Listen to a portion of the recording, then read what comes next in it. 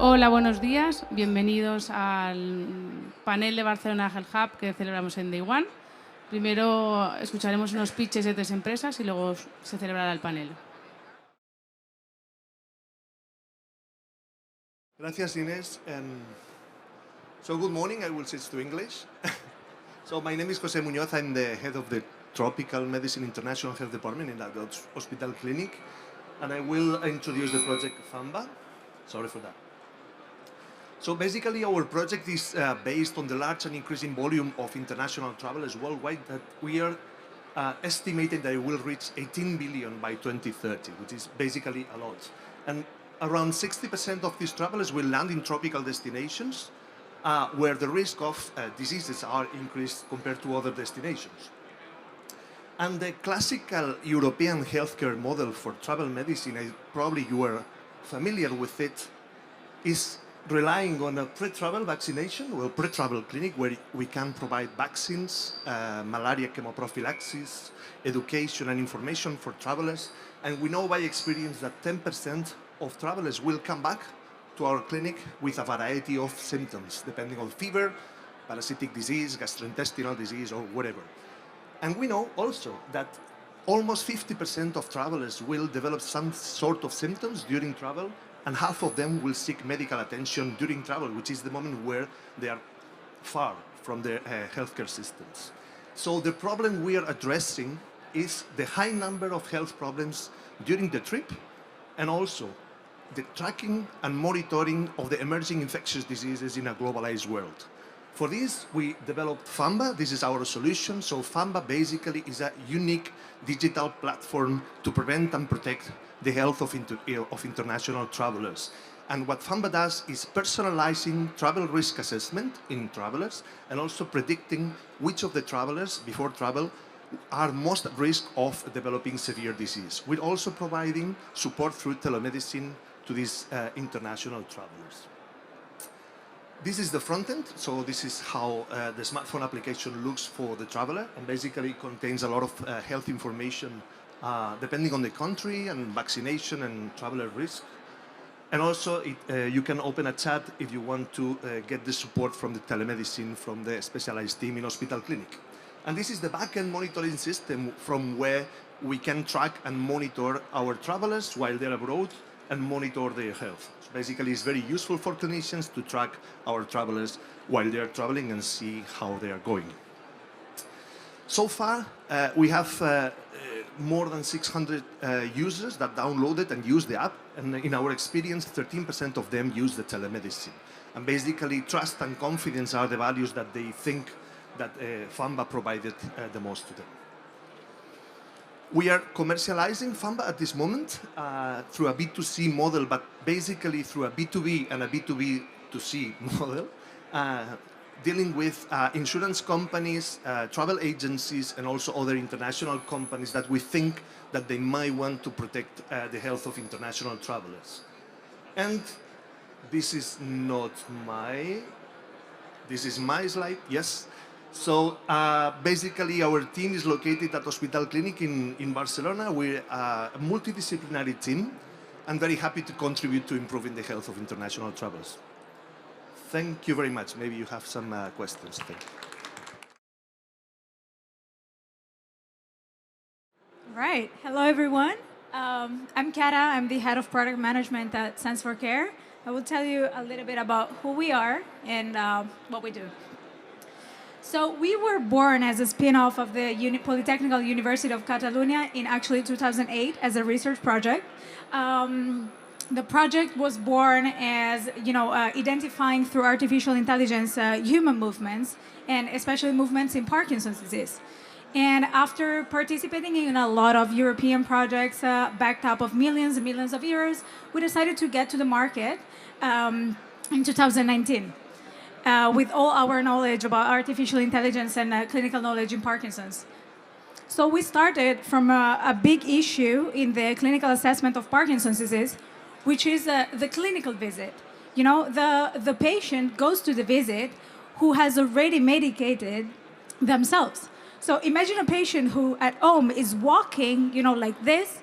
they're rigid, they have bradykinesia, they can't move, they take the therapy, they go to the visit, and they walk like this, just as a normal person. So, you know, a neurologist, what do they see in the visit? A normal person walking normally. So they need to rely mainly on diaries. Those are the diaries and the questionnaires, who are super subjective, and they're very chaotic, as you can see.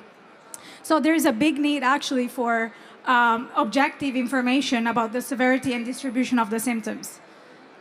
And that's how we fill the gap with our medical device. It's called Staton, which actually provides this kind of objective information about the distribution and symptoms, motor symptoms of Parkinson's in home environment. So it's actually very easy. We work directly with the healthcare professionals. They download an app, they configure the sensor, and they give the sensor to the patient. The patient wears the sensor within that belt that we provide them with, and they don't have to do absolutely anything. The patient just wears the belt and that's it. And you're gonna ask me why is it not a smartwatch, you know, which is way more attractive. And it's mainly because a smartwatch causes a lot of false positives in the data. Just by moving the hands, just by presenting something, it tells you that after a presentation of 5 minutes, you just did 200 steps, which is absolutely not true. So that's why we decided to put it on a belt. And also because it's way closer to the center of the body mass where all the movements arise. And in this way, from an artificial intelligence point of view, we're able to characterize the movements way better. And after the monitoring period, the patient goes back to the clinician and they download the data. And the whole data management right now is made offline for privacy reasons. So yeah, we work in 14 countries now. We are CE marked. We're going to the US next year. We're getting the FDA right now. And we work with the whole healthcare ecosystem. So we work directly with healthcare professionals, hospitals, clinics. The pharma industry is one of our main stakeholders. And we work a lot in telemedicine, remote assistance. And of course, this is all because our ultimate goal is, improving the quality of life of our patients. Thank you very much. Oops. Thank you. Hola, buenos días. Soy Marina Palacios, soy la CEO de Smart Clinic y os voy a presentar a Carla.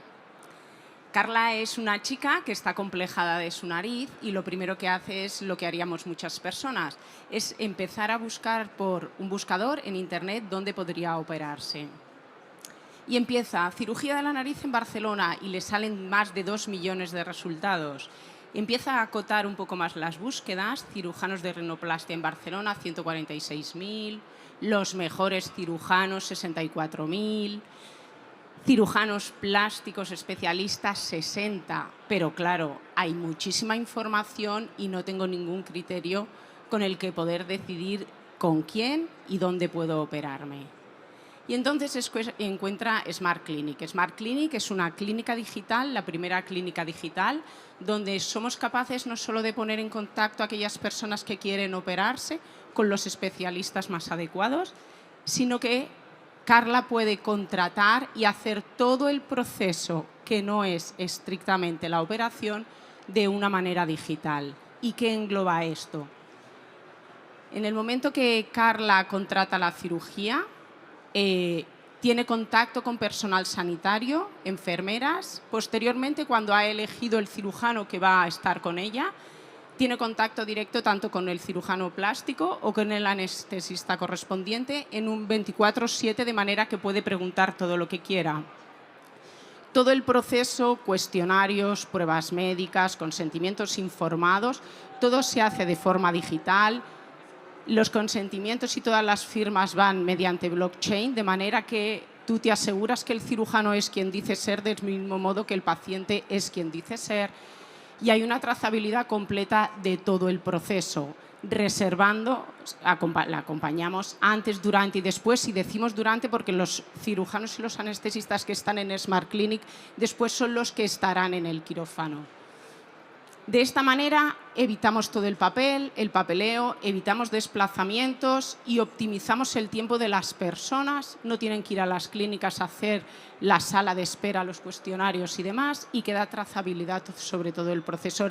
Se hace todo el proceso de manera sincrónica, reservando lo realmente importante para el día que tienes que ir a operarte. Carla sale contenta de su experiencia y ha podido hacer y sigue haciendo hasta el alta en Smart Clinic todas las gestiones posoperatorias. En definitiva, es una solución end-to-end digital y segura porque, como entenderéis, hay muchos datos sensibles. Estamos auditados por ciberseguridad porque no solo tenemos que cumplir todas las normativas de un marketplace, sino además toda la responsabilidad médico-legal que deriva de estos actos, sin perder el tiempo, sin desplazamientos, de forma confidencial, segura y profesional. Llevamos desde mediados del 2021, llevamos casi 2 años y por Smart Clinic han pasado más de 500 personas que han hecho el proceso desde 17 países diferentes. Les evita tener que venir antes y el día que vienen a la cirugía vienen ya con el check OK y de forma segura. Nuestro fundador, el doctor Lluís Salvador, anestesiólogo, lleva más de 25 años trabajando con cirujanos plásticos, lo que nos da mucha seguridad porque estamos dentro del sector y podemos acompañar al paciente. Muchas gracias.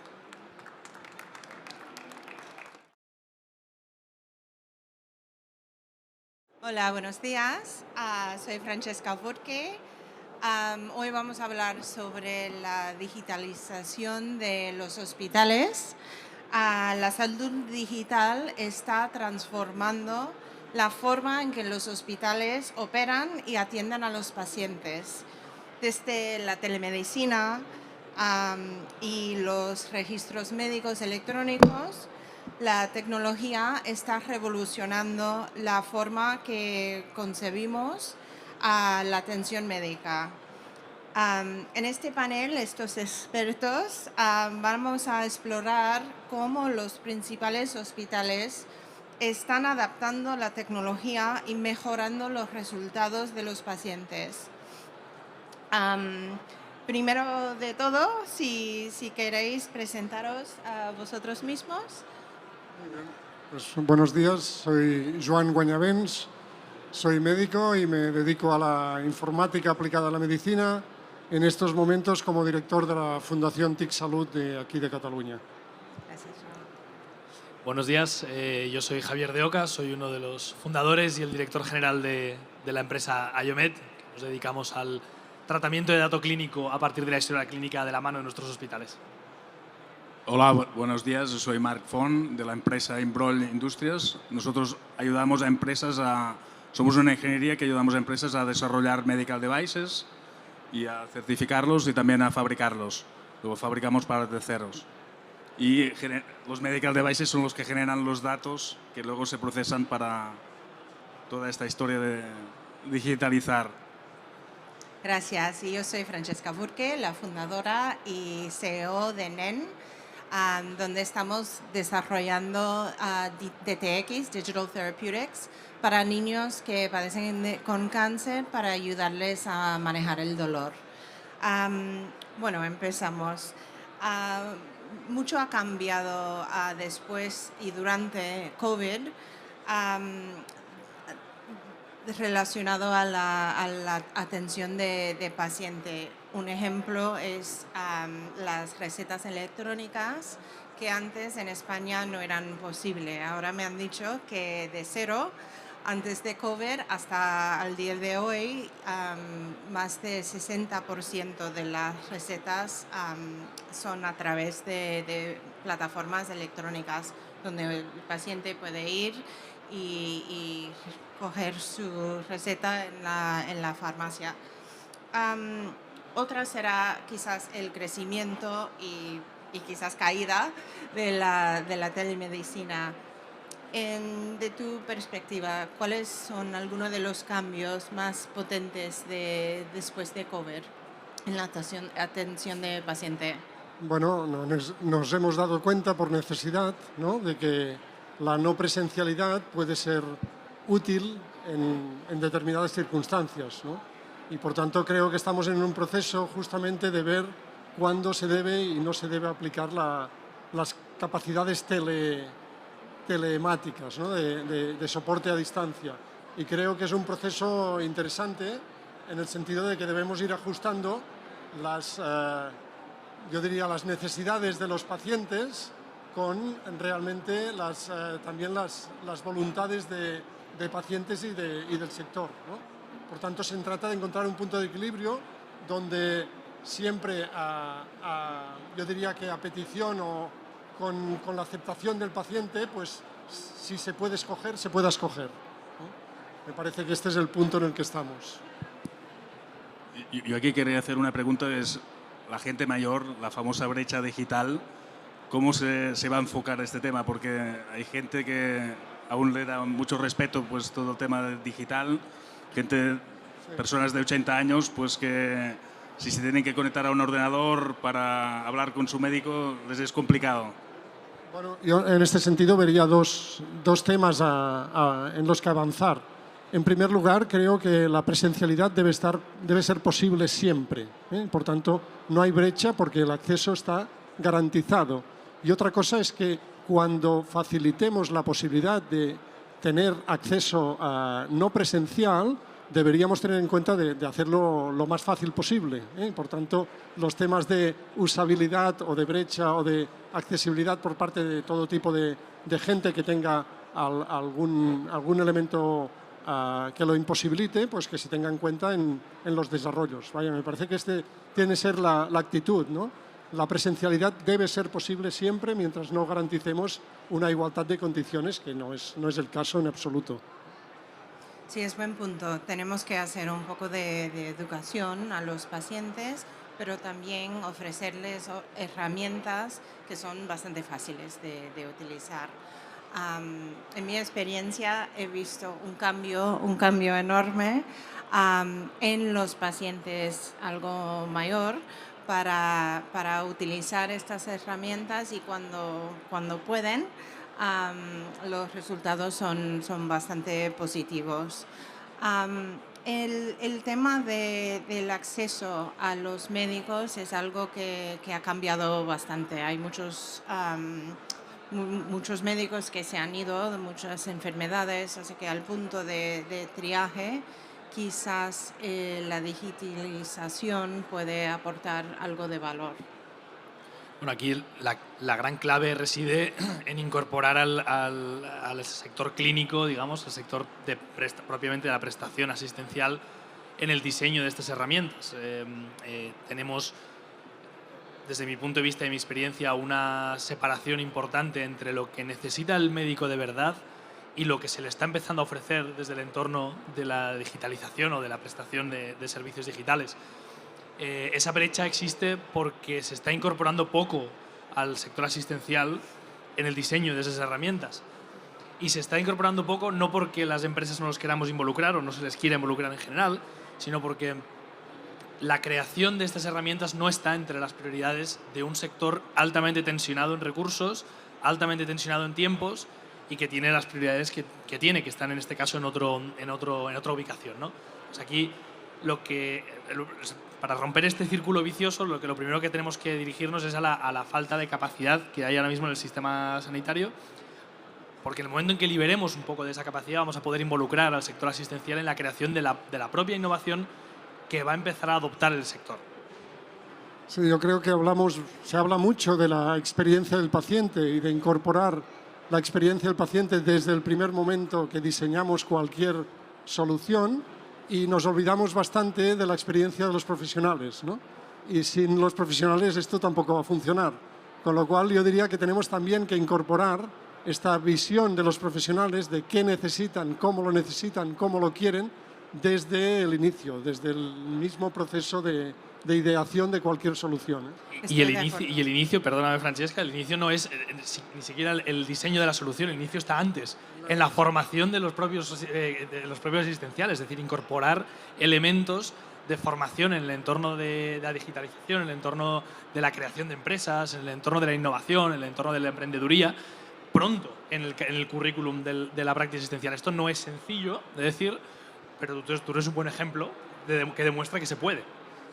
Sí, los planes de estudio de los profesionales evidentemente no son fácilmente adaptables o no cambian con la agilidad que deberíamos, que está cambiando la sociedad, y por tanto tenemos un problema en la formación de los profesionales, porque luego en el entorno de trabajo se van a encontrar herramientas que deben estar preparados para poder utilizar y dar un mejor servicio. Estoy de acuerdo, y también los que estamos innovando y tenemos que tener en cuenta las necesidades de los médicos, porque puede ser algo que será bastante cool tech, pero si no aporta valor en la clínica, los médicos no lo van a usar y los pacientes no lo van a aprovechar. Estoy totalmente de acuerdo. Y han habido más cambios por la pandemia, que ha cambiado la velocidad de la digitalización.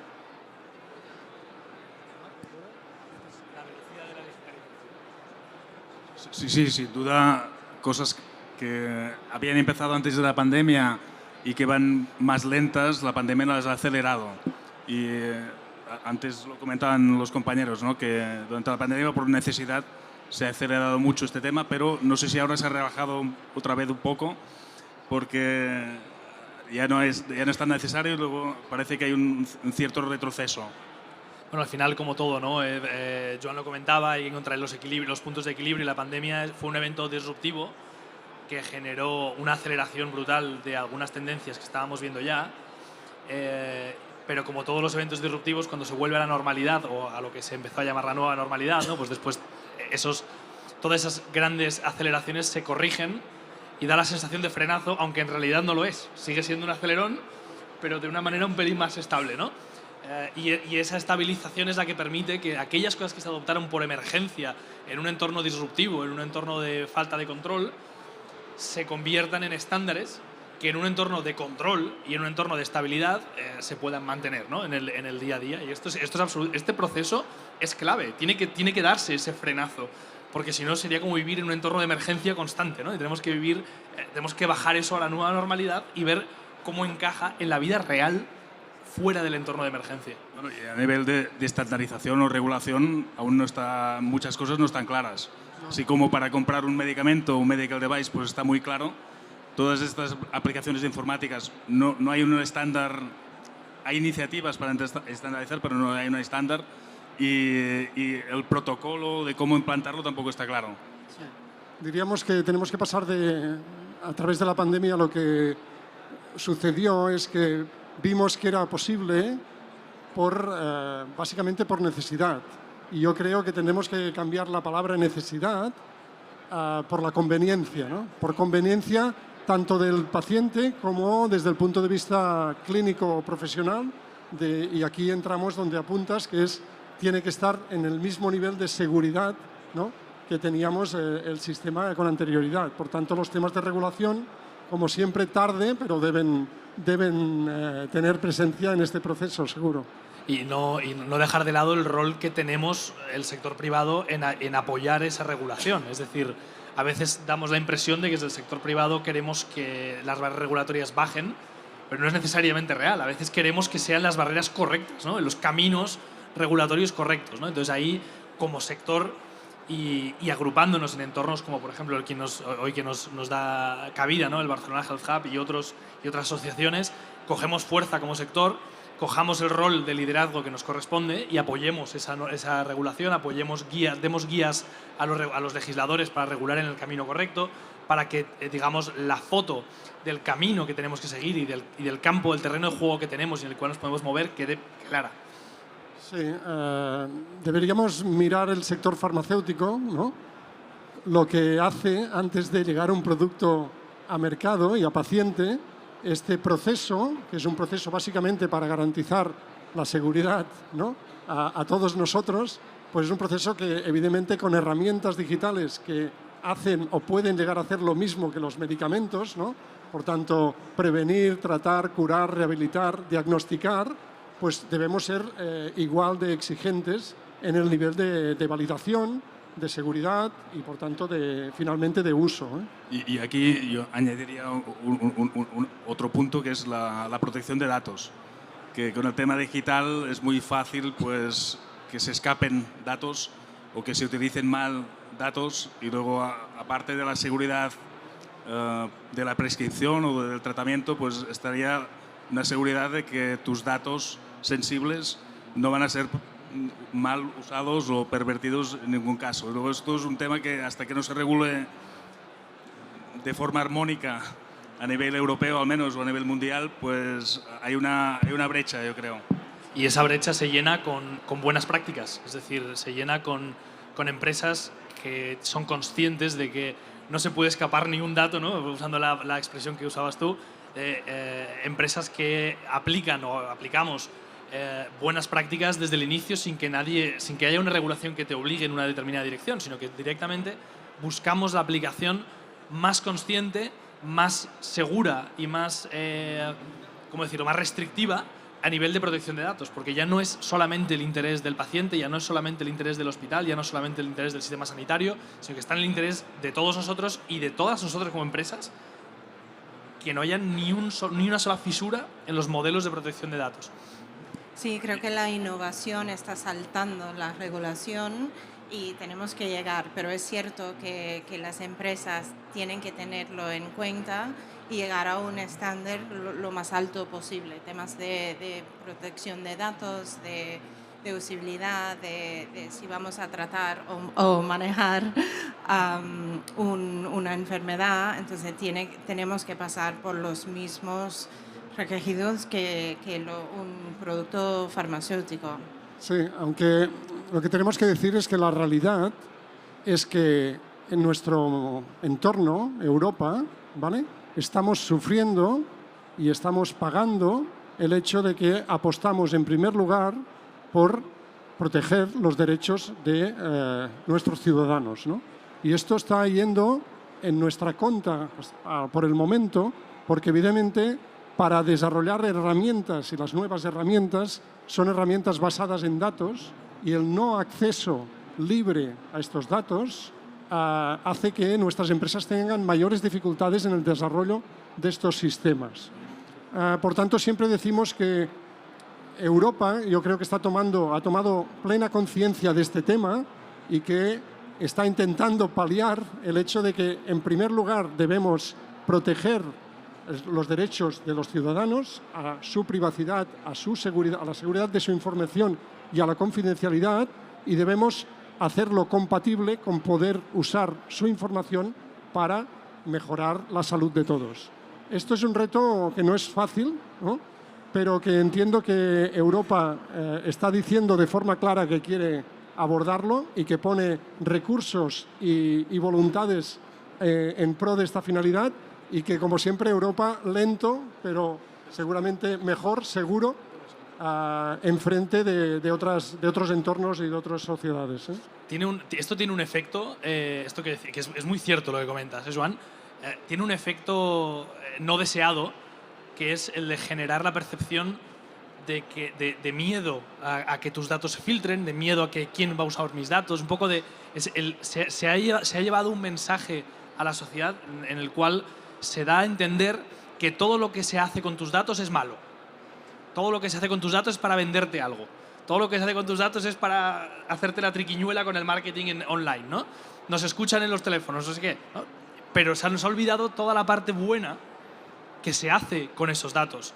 Apoyar la investigación clínica, apoyar la digitalización de nuestros hospitales, sacar trabajo de nuestro personal asistencial y liberarles tiempo, mejorar la atención al paciente, innovar. Este es el mensaje que tenemos que trasladar a la sociedad. Que hay el debate de quién tiene derecho a tener mis datos médicos, la sanidad pública, las aseguradoras, quién tiene derecho y dónde está escrito quién tiene derecho, y para qué fines, porque la aseguradora me va a asegurar más o menos en función de la información que tenga, ¿no? Y aquí, bueno, ¿qué preguntas haces, Marc? No, yo creo que generamos los datos cada vez se generan más rápido, son más precisos, son más buenos, hay más bases de datos compartidas, hay un esfuerzo para armonizar las bases de datos, pero tenemos que ver cómo se va a regular o cómo se va regulando todo esto que comentaba Joan, a nivel europeo al menos, de quién tiene acceso a esto, quién puede compartir y en qué dirección. Sí, yo diría que la relación médico-paciente es una relación que funciona cuando la confianza funciona, ¿no? Por tanto, está basada en la confianza. Y en el tema de los datos, que es a través de los datos que conseguiremos, como comentabais, mejorar, innovar, curar, tratar y demás, necesitamos los datos para hacer esta función, deberíamos movernos en los mismos parámetros, que es, si no hay confianza, estos datos no van a fluir, no van a llegar donde tienen que llegar, ¿no? Y por tanto nos tenemos que ganar la confianza. Y la confianza se gana no poniendo solo malos ejemplos de mal uso de los datos, sino poniendo buenos ejemplos de buen uso de los datos, ¿no? Es evidente que la pandemia hemos salido, los que hemos salido, ¿no? Gracias a la información de todos y cada uno de nosotros, ¿no? Y por tanto... Sí, a nivel mundial, además. A nivel mundial. Por tanto, es una demostración clara que es a través de nuestra aportación, de nuestra información, que podemos afrontar los problemas que como sociedad tenemos. Pero insisto que tenemos que crear un entorno de confianza, ¿no? Y en este sentido, creo que lo que comentaba de la Unión Europea va en esta línea. Es decir, vamos a demostrar que es posible trabajar con tus datos personales de forma segura, de forma confidencial, respetando la privacidad y respetando tus decisiones y tus voluntades, ¿no? La tecnología está aquí para resolver los problemas y creo que cada día nos demuestra que no hay problema que no pueda ser resuelto con tecnología. Por tanto, debemos ser muy exigentes en que la tecnología nos aporte estos entornos facilitadores de la confianza. Y también hay un tema de, sí, que tenemos que al nivel global, pero seguro al nivel europeo, tener algo de armonización sobre los datos, pero también tenemos que mirar en la interoperabilidad, porque, por ejemplo, yo tuve que llevar a mi hijo a un centro médico para una cirugía nada pequeña y tuve que ir a 6 departamentos entre el mismo centro para recapturar datos físicos, para dárselo al cirujano. Así que entre los centros, los registros médicos electrónicos todavía no están armonizados. O sea que imagínate el trabajo que tenemos para hacerlo al nivel europeo. Quizás, Javier, ¿nos puedes hablar un poco sobre el ecosistema de los datos y cómo se pueden aprovechar para el soporte de decisiones y la mejora de los pacientes? Bueno, en el ecosistema de datos en sanidad hay una infinidad de aproximaciones que tomar, ¿no? Es decir, nosotros en IOMED trabajamos con la historia clínica y con los datos que podemos, digamos, extrapolar o sacar de la historia clínica de los pacientes de la mano de los hospitales. Aquí Marc trabaja con unos datos bien distintos, ¿no? pero también en esa, efectivamente. Entonces hay una aproximación muy distinta en función de qué rama de datos, qué fuente de datos estemos trabajando, ¿no? Pero hacías hincapié al principio en el tema de la historia clínica y lo difícil que es que se armonicen los sistemas. Doy un mensaje poco alentador. No se va a armonizar todo el sistema de historia clínica. Esto no va a pasar. Esto no va a suceder. Es decir, no vamos a tener a nivel mundial ni a nivel europeo, incluso a nivel español nos va a costar tener una armonización completa de las historias clínicas, ¿no? Ni al nivel del centro. Pero ni a nivel del centro casi, ¿no? Dame un segundito, Marc. Pero a partir de esto no significa que no se pueda hacer nada. Cuidado. A partir de ahí nos tenemos que plantear cómo le damos la vuelta a esto y cómo hacemos de esa realidad no muy halagüeña, cómo hacemos de eso una oportunidad. Y la oportunidad se construye armonizando bases de datos a partir de las historias clínicas. Esto sí se puede hacer.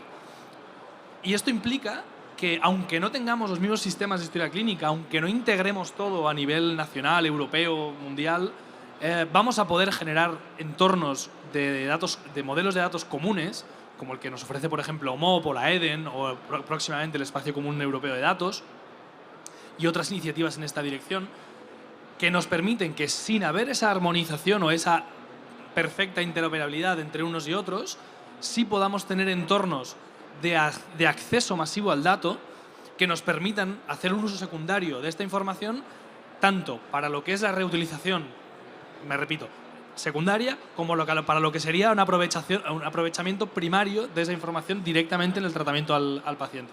Perdona, Marc, me enrollo. No. Muy interesante. Es que conozco estas iniciativas europeas y yo creo que es la dirección. Es decir, si se armonizan o se estandarizan al menos las bases de datos, facilitará muchísimo el uso masivo de estos datos, porque todos los desarrolladores que tratáis con datos, pues si ya te aplicas contra una base de datos estandarizada, aunque el origen sean historias clínicas diferentes, pero si al menos los datos están organizados igual, sí que vamos a cambiar de marcha, yo creo, ¿no? Lo que pasa es que estas iniciativas, a mí me pilla un poco de refilón, ¿no? Pero has comentado esta gente del EDEN, ¿no? Y el trabajo que se está haciendo a nivel europeo, lento pero seguro, pero se está intentando armonizar y al menos los datos. Y esto creo que será la clave en los próximos años. Son proyectos claramente o iniciativas claramente a largo plazo, es decir, no hablamos de aplicaciones que se van a dar mañana ni armonizaciones que se van a pasar mañana. También es cierto que nada en nuestro sector sucede de un día para otro, ¿eh? Esto va al ritmo que va, pero porque trabajamos en un ámbito muy sensible. Claramente no va a ser pasado mañana que esto esté activo, pero la dirección es la correcta. Y sobre todo la dirección marca cuáles son las prioridades para nuestros reguladores y cuáles son las prioridades para los marcos jurídicos a nuestro alrededor, la Unión Europea y las entidades que lo están conduciendo, para saber cómo los actores privados podemos jugar aquí, que esto es importante, de nuevo, remitiéndonos a la conversación del principio sobre la regulación, ¿no? Y los marcos regulatorios. EDEN, que es el germen de Darwin y a su vez, ¿no? del Espacio Común Europeo de Datos, nos marca la dirección a seguir. Y esa es la dirección que los entes privados, de la mano de las entidades públicas, pues tenemos que seguir luego juntos. Sí, yo creo que este tema, como apuntáis, es fundamental. No por tener muchos datos quiere decir que los podamos utilizar fácilmente y con la finalidad que queremos. Creo que tener los datos normalizados, o sea, no hay otra solución, como comentaba Javier, que la interoperabilidad. Aquí no podemos hablar de sistemas únicos, imposible. Tenemos que hablar de interoperabilidad entre sistemas. Y interoperabilidad quiere decir basada en estándares, en que nos pongamos de acuerdo en cómo nombramos a cada una de las cosas. Y esto es apostar por los estándares. Entonces, creo que la inversión, €1 invertido en estándares, es mucho más efectiva, ¿no?, que muchos euros invertidos en tecnología en general. Por tanto, yo invito a inversiones importantes y desde la regulación, desde la administración, en estándares, ¿no?, imponiendo el uso de estándares para facilitar la interoperabilidad, que no solo es para que me atiendan a mí en las mejores condiciones con toda la información mía disponible, sino es también que podamos hacer investigación y, por tanto, contestar preguntas que nos arreglan la vida o que nos resuelven la vida o que nos mejoran la vida a todos. Por tanto, no hay otra fórmula que no sea la interoperabilidad basada en estándares. Y aquí la Administración yo creo que tiene un papel fundamental, que es la de facilitar el acuerdo, facilitar el estándar y luego imponerlo a través de los mecanismos de contratación y de regulación, ¿no? Y las empresas lo que tienen que hacer es cumplir con estos estándares y adaptarse, porque es que no hay vuelta atrás.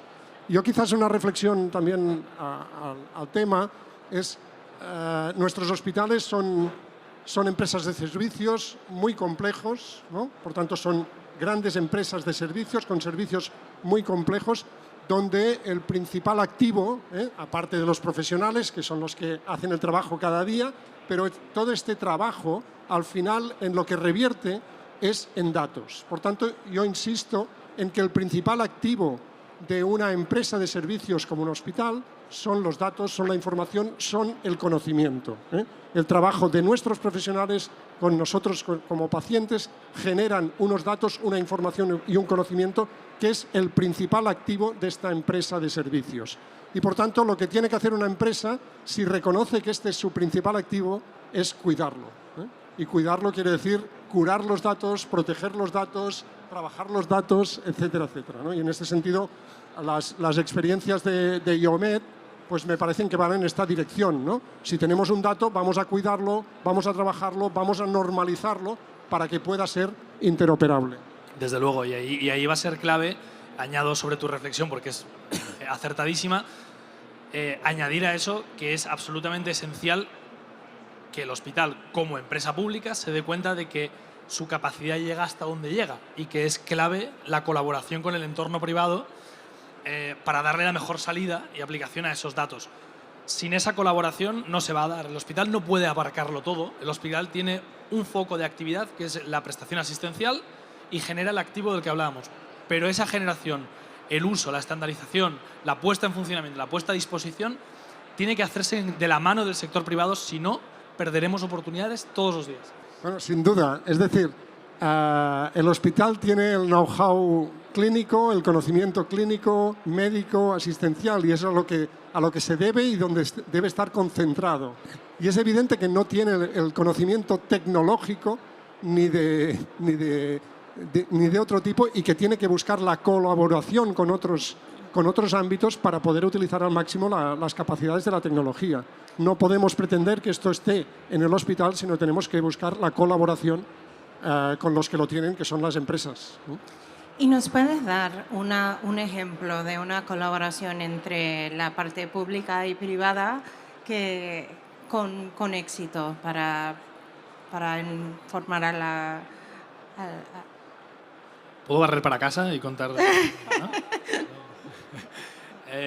Nosotros podemos hablar con soltura de una veintena de colaboraciones público-privadas que nosotros estamos conduciendo hoy, con una veintena de hospitales en el entorno aquí en España, con mucho éxito en todos ellos.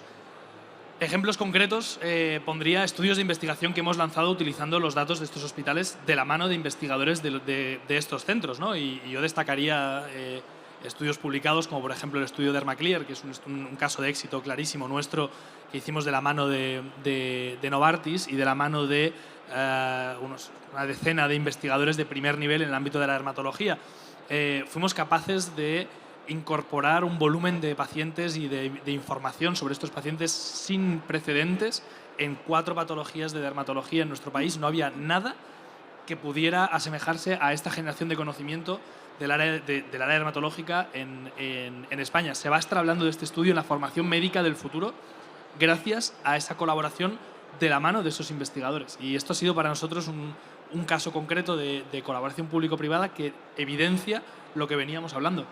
Pues muy buen ejemplo. Gracias.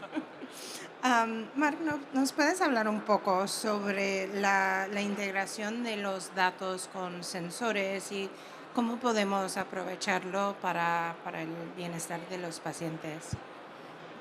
Sí, bueno, claro, hay una tendencia muy fuerte a hacer más pequeños los sensores, más económicos, con más autonomía. Luego, cada vez es más fácil tomar más datos, más precisos, de una manera más fácil. Y yo creo que ahora estamos en un momento que la generación de datos es brutal y va a ser exponencial, porque nuestro móvil o cualquier device está cogiendo datos sobre nuestras conductas o también sobre algunos parámetros de salud continuamente. Y luego aquí, nosotros que nos toca esto de generar estos datos y mandarlos a la nube, pues hoy en día yo creo que el reto está en tratar estos datos. Y aquí la inteligencia artificial y un poco estas herramientas que están tan fuertes ahora, pues van a ayudar a tratar estos datos de forma masiva y a generar herramientas que ayuden a los médicos a tomar decisiones, ¿no? Ya sea cruzando datos o sea con temas de imagen, con temas de comparativa de diagnósticos.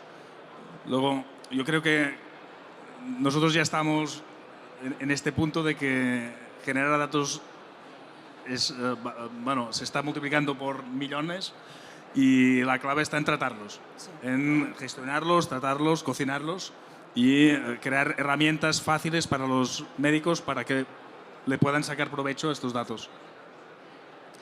Vale, pero para cerrar esta sesión, una última pregunta a los expertos. ¿Cómo podemos empoderar a los pacientes para que puedan gestionar su atención médica? Quizás empezamos con Joan.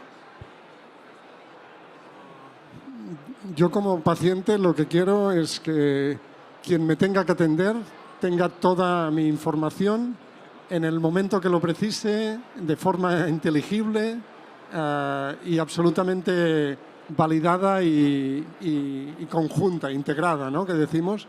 Y por tanto, creo que la mejor forma de conseguir la implicación del paciente en su salud, en el manejo de su salud, es evidentemente que sea consciente de su situación de salud, ¿no? Y en este sentido, tener la información de cómo estoy, de qué enfermedades tengo más propensión a tener o tengo, yo creo que es un primer elemento. Darse cuenta de cuál es mi situación es un primer elemento hacia este empoderamiento, que quiere decir hacia esta atracción, ¿no?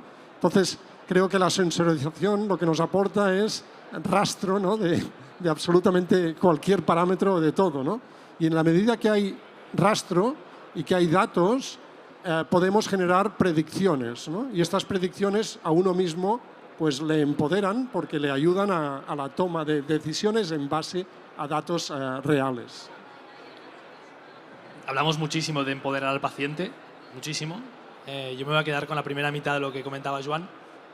Empecemos empoderando a los profesionales. Empecemos empoderando a los clínicos. Empecemos empoderando al personal asistencial y después ya en parlarem, ¿no? Como decimos en catalán. Es decir, luego ya daremos el siguiente paso, pero si esa parte nos la saltamos, estamos empezando la casa por el tejado. Queremos empoderar al paciente sin haber empoderado a los profesionales. Empecemos empoderando a los profesionales, tenemos la tecnología, tenemos la información, tenemos los datos, empezamos a tener los recursos, no tenemos la mentalidad, pero bueno, ya llegaremos. Cuando lo hayamos conseguido, empoderemos entonces a los pacientes, pero es que si no estamos empezando la casa por el tejado. Opinión impopular, me imagino. Totalmente de acuerdo. No puedo añadir nada más, estoy de acuerdo con los dos. Es decir, como paciente, y estoy de acuerdo con él también, que tenemos que dar las herramientas y empoderar a los profesionales. Yo para discrepar con Javier, es decir, Bien. estamos todos cambiando como pacientes y por tanto los profesionales también tienen que cambiar como profesionales, ¿no? Porque, Y todos somos pacientes. exacto, y por tanto debe ser un proceso iterativo entre ir empoderando al paciente y a medida que se va empoderando también el rol del profesional y su empoderamiento tiene que ir cambiando, ¿no? O sea que no lo veo tanto como compartimentos estancos de uno detrás del otro, sino más de interacción, Pero bueno. No sé si me da tiempo de discrepar, pero discrepo. Sí, vale, tira. Yo lo veo en este sentido más lineal porque a quien empodera, el primero que va a empoderar al paciente va a ser el médico, va a ser la persona que le está tratando. Personal asistencial, vamos a decirlo con la manera más global posible, ¿no? Esos van a ser los primeros que van a empoderar al paciente. Yo creo que es evidentemente interesante y sobre todo ahora mismo es popular, ¿no? El querer empoderar al paciente y demás, y me parece importantísimo, pero desde mi punto de vista es un proceso lineal porque el principal empoderamiento que va a recibir el paciente viene de la mano de quien le está atendiendo. Pero en este sentido es evidentemente opinable. Vale, pues terminamos ahí. Podemos seguir, Podemos seguir aquí toda la mañana. No sé, depende del público, si queréis seguimos toda la mañana. Bueno, quiero darles las gracias al panel para compartir sus perspectivas de una forma muy activa. Muchísimas gracias. Y a Gracias a Barcelona Health Hub por tenerlos.